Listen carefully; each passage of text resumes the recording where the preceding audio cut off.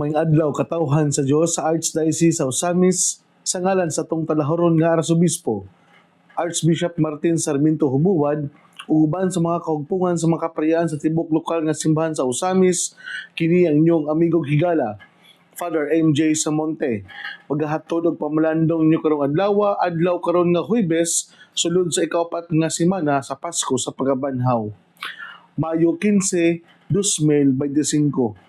Ang ebanghelyo na atong pagabasahon o pagapamalandungan karon atong pagakutloon sa ebanghelyo sumala ni San Juan.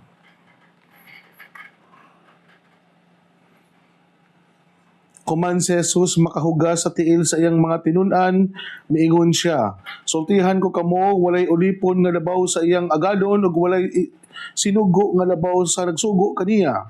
Karon nga nasayod na kamo sa maong kamatuoran, bulahan kamo nga inyong kining buhaton.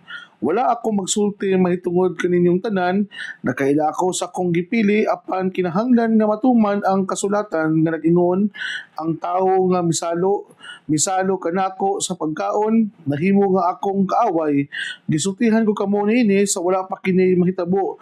Aron ninig kahitabo na niini, butuo kamo nga ako mao ako.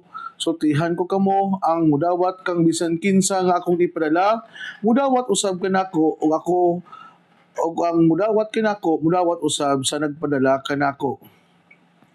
Mga igsuon ng ebanghelyo sa Ginoo. Dayon ikaw o Kristo. Happy Pesta sa ato ang mga parokya nga nagsaodog sa ilang kapistahan ni San Isidro Labrador diha sa Calamba o sa Tudela. Congratulations usab sa pag-install ni Father Dudong Palma gahapon sa Tudela og Happy Pesta karon adlaw diha sa Tudela og congratulations usab sa pag-install ni Father Diding Aguilar uban sa iyahang parochial vicar na si Father Saki Montifalcon diha sa Calamba og Happy Pesta usab sa diha sa Calamba sa San Isidro Labrador. O sa umaabot usab nga pesta sa Villaflor na ang atong kura paroko na si Father Andel Baran. O sa tanang mga parokya, kapilya sa tibok simbahan diha sa Dupim, labi na diri sa Archdiocese sa Osamis, Happy Pesta kanyong tanan. Nasayod kita, nadaghan kayo ang mga nagdibuto ni San Isidro Labrador nga usa ka patron saint sa mga mag-uuma, patron saint usab sa mga amahan nga nahimong mainampuon nga bisan pa sa ilahang pagka-married men na sila nahimong responsable nga amahan o ilahiya pong gihalad ang ilang kagalingon sa pagpangalagad labi na sa ilahang pag-ampo. So, inana ka impluwensya si San Isidro Labrador sa tuang simbahan nga siya isip isip usa ka responsabling amahan, siya gyapon nga sa dili pa siya moadto ngadto sa umahan, mohatag gayud siya og oras og panahon sa pag-ampo nga mo'y hinundan nga mo'y nakahatag sa pagpaminaw una bago siya mo trabaho, gipaminaw niya una ang kabubuton sa Dios. Ako ang pagtimbaya sa ato ang mga kaigsuunan ng mga kaparian na gi-install na sa ilang mga parokya, isip mga kura-paroko o mga parochial vicar nga kita gipahinumduman nga sa ato ang ebanghelyo karon nga walay tinun-an nga miingon, sultihan ko kamo nga walay ulipon nga labaw pa sa iyang agadon ug walay sinugo nga labaw pa sa nagsugo kaniya. Nga kitang tanan sinugo og mga ulipon og ang Ginoo siya ang ato ang agalon, siya ang the only one, our Lord and Master. Kini usa ka dakong pahinumdom kanato nga isip mga pinadala sa Dios dinhi sa kalibutan, mga tinugyanan sa misyon na ihang gibilin kanato. It is good to remind us nga bisan pag unsa atong mga degree, unsa pa atong mga naabot sa kinabuhi, we should humble ourselves kay ang nagsugo kanato usaman ka Dios nga mapaubsanon, usaman ka Dios nga kanunay nga dili garbuso, usaman ka Dios nga kanunay andam nga mga lagad ngadto sa uban. Ug hinaot pa unta Kini ang makita sa katawhan kung kita makita nila. Kini unta ang gitawag og reflection sa ato ang personality, sa ato ang kinaiya, sa atong karakter, sa ato ang pagkakita. Kay kita man mga tinugyanan, pinili, giordinahan, pinadala, being anointed, o bisan pa sa ato ang pagdili angayan. So busa, dili man nato perpekto nga masuon ang kinaiya og taras og batasan ni Jesus, pero at least naa ang word nga pagpaningkamot. Naa ang pagpaningkamot nga sa ato ang sa pagpangalaga diha sa sa katawhan sa Dios, si Kristo ang makita nila. Dili ang ato ang mga individual differences, atong mga individual na mga batasan. Paningkamutan nato nga they see Jesus in us no matter what. Dili unta ang ato ang mga flaws, dili unta ato ang mga imperfections, dili unta ato ang mga tawhanong katakos ang ilang makita nga usahay sa ato ang pagpangalagad tungod lagi kay taas kitag mga naabot sa kinabuhi, nahimo tang garbuso, nahimo tang mapahitason, usahay lisod kay ta nga i-reach out sa mga tao, labi na sa mga tao nga tong nasa periphery. Mao kini ang usa sa mga nindot kay no na gibilin ni Pope Francis nato to reach out the peripheries nga kita gyud panumduman na sa ato ang pagpangalagad ngadto sa katawhan sa Dios na dili ta dugay o dili ta kanang itong dili ta kahadlukan ba, dili ta katahaan kay ngano man kita man ang unang mudunol sa tuang kamot. Kita man ang unang buhatag sa tuang mga ngisi. Kita man ang unang kaway sa tuang mga kamot para makita nila na kaning tawhana naningkamot gayod nga siya mapaduol ngadto sa katawhan. Ano man ni ako man gi-emphasize o gi-magnify man gyud mag-igsoon kada ni Kristo. To tell you honestly nga kitang mga naa sa person in authority, labi na namong mga kaparian, ganahan mo sa dili, ang mga tao, mataha na gyud nato daan. Ang mga tao, maingon gyud nato nga naa na gyud nila ang kanang bitong pagduha-duha nga muduol nato. Bayon, sangutan pa kung kita dili pa gyud kita smiling, ako mao gini kasagaran gyud nako nga unang impression gyud sa kuano. Ako personal gyud nako ni nga isulti nga usahay basta dili magbitaw ko kanang ang personality dili bitaw friendly kayo. Usahay kanang mo maghilom ra, usahay kanang dili dayon kayo magtingog-tingog, dayon dili pa gyud kayo mo smile. Ang dating dayon sa uban sama ni tawhana oy kanang stricto man kayo, garbuso man kayo dating. Mo na nga isip isip pinadala usa ni sa ako ang mga personal na workout nga hinaot pa unta nga dili si MJ ang ilang makita, dili ang akong pagkaako ang magnify sa mga tao kundi si Kristo unta ang kinaiyan ni Kristo. Ang kinaiyan ni Kristo nga hinamigo, ang kinaiyan ni Kristo nga dali ra nga maduulan, ang kinaiyan ni Kristo nga mapaubsanon o ang kinaiyan ni Kristo nga kana bitang dili kahadlukan. Sumao ni mga igsoon ko ni Kristo nga nindot kini nga pinumdum nato no. Dili lang namo mga kaparian kundi kato pong mga tao nga karon taas na kayo ang mga degree nga naabot sa kinabuhi, nahimo ng attorney, nahimo ng doktor, nahimo ng mga professor, nahimo ng or whatever title nga naa nato karon. We should put in mind na kini naabot nato kitungod kita gigrasyahan sa Dios. We should always remind ourselves na bisan pa og kita na inani nga degree na angkon sa tong kinabuhi, kita mga sulugoon gyapon sa Ginoo. Kita mga sumusunod gyapon ni Kristo. Mo kana gyud ang ato ang timan-an. Mo bitaw na nga nindot kini nga pinumdum bitaw nga every time nga muuli ko sa balay, dadto na ko makita ba nga pag uli na ko sa balay, walay pari-pari, walay mga dagkog mga posisyon sa opisina.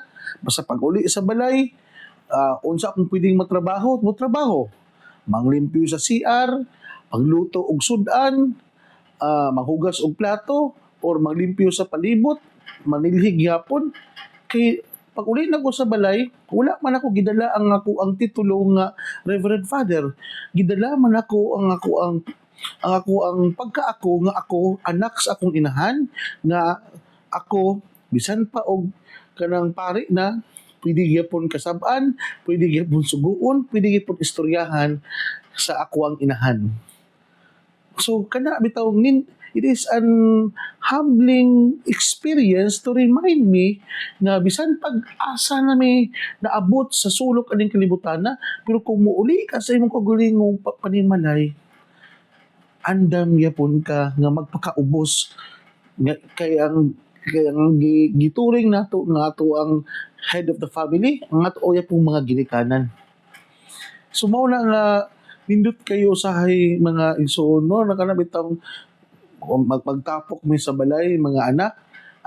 Kung ikaw bisan pag head of office ka diya, bisan pa og unsa pa na imong estado diya sa kinabuhi, basta kung naata magtipon dire, hugas kag plato diya, maglungag ka diya, magluto ka diya, panilhig diya. Manindot kayo nga pinumdum nga kita anak ra gyapon sa ato ang ginikanan. Ayaw na dala ang imong mga naabot diya sa kinabuhi. Kita gyapon mga sulugoon gyapon ta sa Dios. Sulugoon gyapon ta sa ato ang mga ginikanan kung naata sa atong kagulingong panimalay.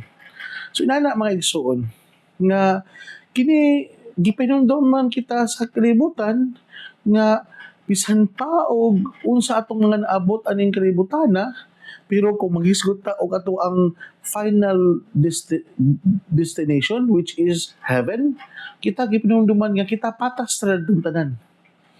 No? Kung maghisgot kita sa ato ang ultimate destiny which is to see God face to face in heaven, makaingon nga punta nga walay labaw dadto sa gingharian sa Dios. Itang tanan mga sulugoon ra sa Ginoo. So inaot pa unta nga kini ato ni siya ibutang sa tungunahuna og kasing-kasing nga we always be grounded. Nga kita dili gyud ta may mong we take advantage sa kahuyangon sa uban. No, dili na mao.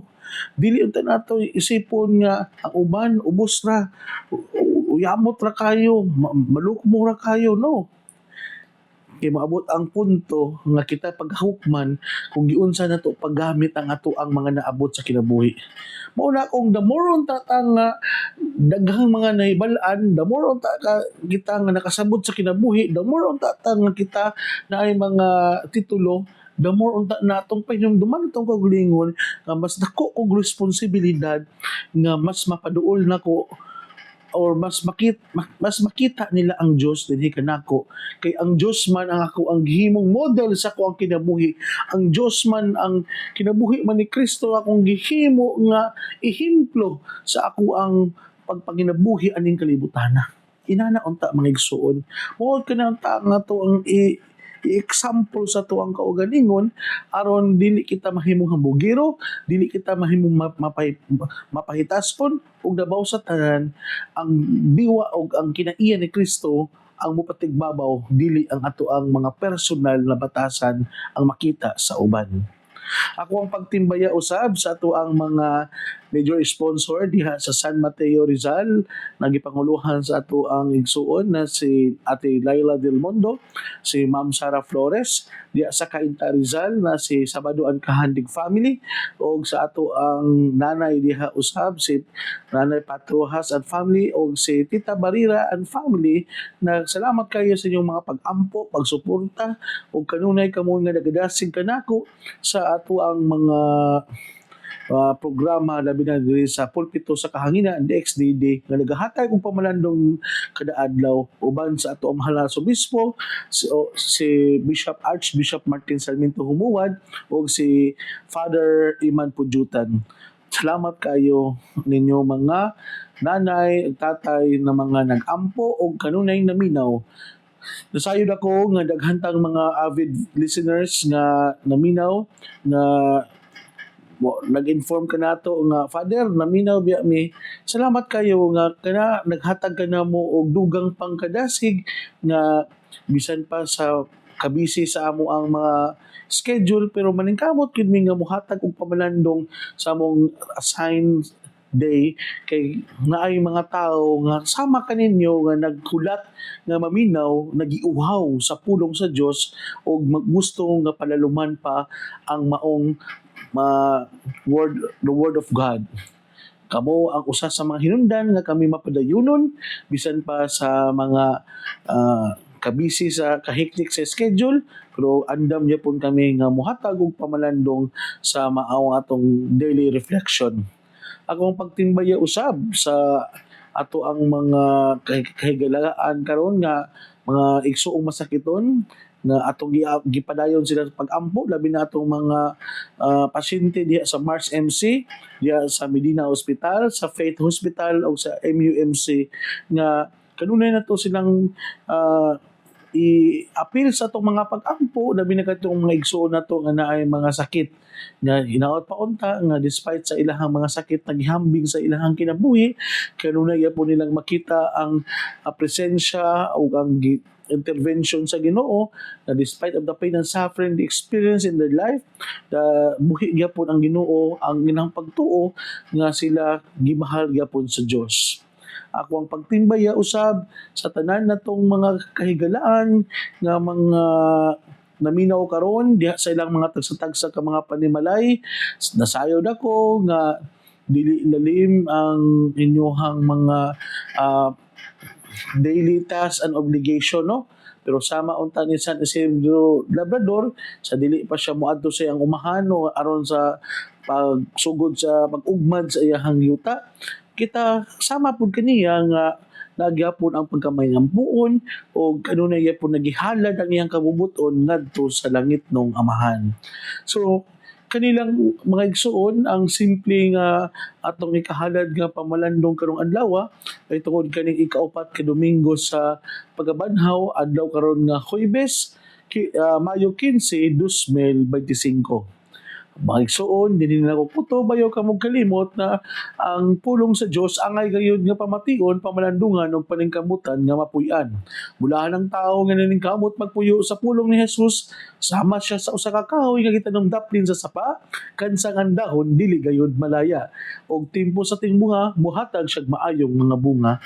Hinaot pa unta na kining tanan natong nadungog og gipamalandungan, makatabang kanato sa pagkinabuhi nga balaan na maoy magdala kanato sa atong gitinguha og padulngan ang gingharian sa langit nagipangandoy sa matag binunyagan. Igsuon ugma na usab uban sa pangama sa atong mahal nga birhen na si Santa Maria nga atong gitawag dinhi sa misamisnon og birhen sa kuta, ang Dios magapanalangin unta kanimo sa ngalan samahan sa Anak ug sa Espiritu Santo. Amen. Na sa pagkakausapa, daghang salamat o God bless katong tanan. Happy Pesta! Viva San Isidro Labrador!